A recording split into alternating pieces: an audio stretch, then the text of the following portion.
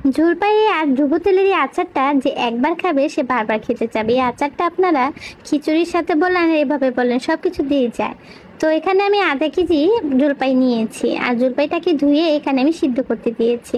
লবণ দিয়েছি পরিমাণ মতো, দিয়ে এটাকে ভালো করে সিদ্ধ করে নেব। তো সিদ্ধ হয়ে যাওয়ার পর, ঠান্ডা হয়ে যাওয়ার পর এটাকে আমি ছুরি দিয়ে একটু ফাড়ি করে নেব। সবগুলো এভাবেই করে নিয়েছি।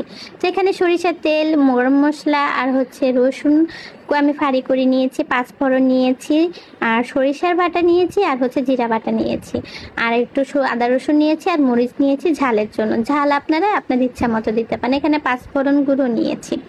তো এখন আমি এখানে আগে পাঁচফোড়নগুলো আগে একটু তেলে ভেজে নেব।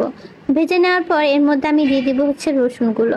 রসুনের কোয়াগুলো দেওয়ার পর এটাকে আমি আরেকটু হালকা তেলে ভেজে নেব। যখন এটা একটু হালকা হালকা ভাজা হয়ে আসবে, তারপর আমি এক একটা উপকরণ এখানে সবগুলো দিয়ে দিব। তো তেলটার উপরে তো দেখতে পাচ্ছেন ফুলে একদম ঝাঁঝাকার অবস্থা।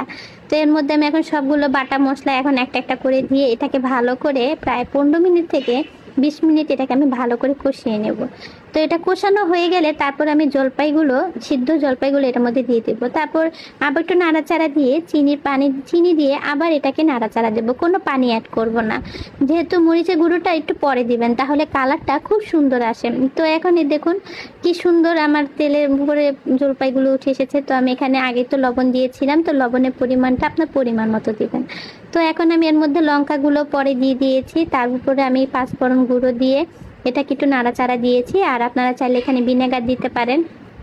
তো এখন আমি এটাকে আরেকটু ভালো করে নাড়াচাড়া দিয়ে আঁচ করে নামিয়ে নেব। তো দেখুন খুব সুন্দর ঝটপট একটি আচার তৈরি হয়ে গেল। আর এই আচারটা খেতে খুবই মজা। আপনারা বাসায় একবার হলো ট্রাই করবেন। আর আমার ভিডিওটা ভালো লাগলে অবশ্যই লাইক, শেয়ার, কমেন্ট করে দেবেন।